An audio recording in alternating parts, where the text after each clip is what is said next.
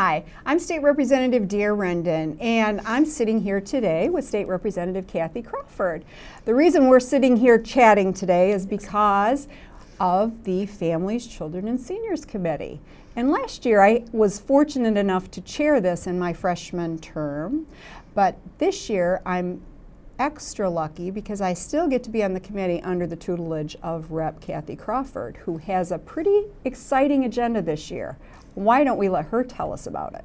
Oh, well, thanks, Dare.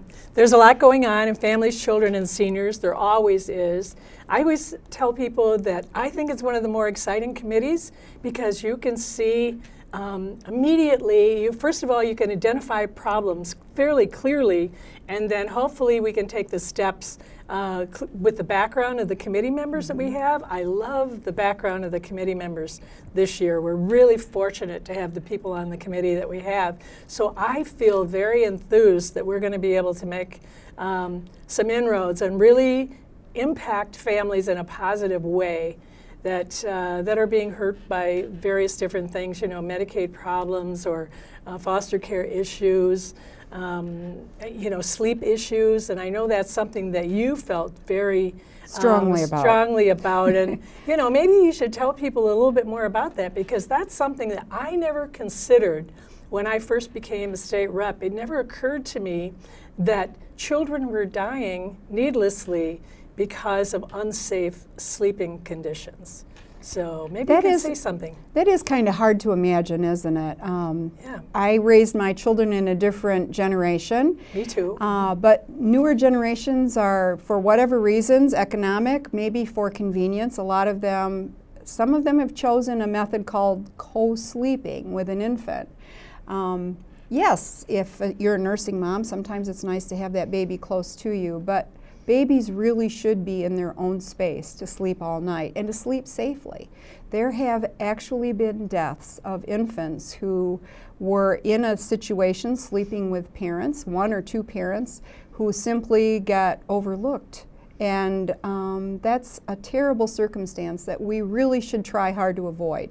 A lot of parents just don't realize how easy that can be. And so it's really more of a problem of information, right, and education. Correct. So, you know, that's something you would think could be easily remedied, but that is something that our committee will be taking a look at. That's one of the things that I think it seems like something where we actually can see some changes, though. The more so many things are just a matter of telling people where the resources are and what the information is. Just getting that information out to people seems like, you know, in the opioid problem that we have, so much of it is getting information out to people so that they know the danger.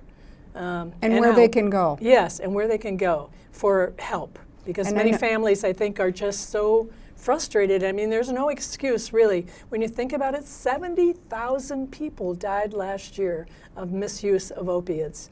And that's all ages. You know, we always think of it as a problem of maybe, you know, a certain demographic, that it's all young people or something, but it isn't. It's all ages. It's older adults misusing their prescriptions. There's a variety of things going on. So there's so much that I want to do. So we have to be common sense about it. We only have 2 years here to kind of get, you know, legislation somehow it's slow moving because we have to hear from all sides and have hearings and all that. But I know we have a starting point, because you've already set your agenda and we're getting ready to have our first committee meeting. So I think all new members, and there's quite a few new people on the committee. Yes. So they're just getting introduced to this. So what have you got planned for our first committee? Well, the first meeting, and I think it's important for everybody to get the information, you know, problems that we have, or hear from departments, first of all, to hear their statistics on maybe foster care. We're going to learn tomorrow about the foster care system from the department, and then it'll be followed up the next week by agencies that support the foster care system, and hear what's going on, what I like to say, with the frontline troops, the people that are actually working with the individuals. Sometimes departments are a little removed from what's actually going on in the communities. So I'm hoping to hear from state departments first and hear what their story is, and then actually bring in the agencies next and give committee members an opportunity not only to become educated as to what's real, but also have an opportunity to ask their questions.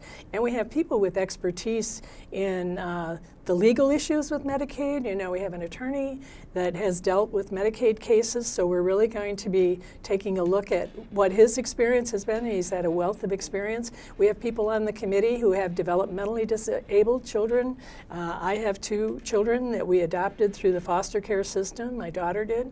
So, and I know that you have other things that are your pet issues too, that we have had, you know, constituents raise issues to us or bring issues to us. So we have so much that we want to address. I'm gonna have to kind of pare it down, you know, because we can only do so much in one meeting a week. But first of all, it's important that all committee members get the information and are brought up to speed as to how many people, for example, how many people are in the foster care system.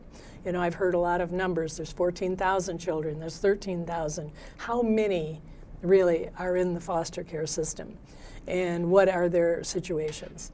And also, you know, we have, especially because of the opioid problem that we have in the state and the country, we have a lot of grandparents who are raising their grandchildren, and you know, their children, their own children are in treatment programs, and so they're working with a fixed income trying to provide services and things for their grandchildren, and it's a real stretch for many of them. I'm hearing from a number of them how much trouble they're having. So there's so many things that we could talk about, you and I, today, but hopefully in the next few weeks, you know, we'll have a little bit more of a handle on what. Well, Kathy, you've made this really exciting. Representative Kathy Crawford and I have been talking about all the exciting things that we're going to be discussing in the Families and Children's and Seniors Committee.